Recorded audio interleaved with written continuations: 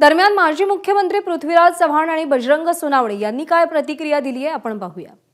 कुणालाही वाचवण्याचा प्रयत्न केला नाही पाहिजे। मग कुठल्याही मोठ्या व्यक्तीचा तो जवळचा असला तरी महाराष्ट्राच्या मुख्यमंत्र्यांनी देशाला दाखवलं पाहिजे की महाराष्ट्रामध्ये कायदा आणि सुव्यवस्था मजबूत आहे। कुणीही किती मोठा असला, कुठल्याही पक्षाचा असला, कुणाच्याही जवळचा असला तरी त्याला अभयदान मिळणार नाही, हे आज महाराष्ट्रात दिसत नाही।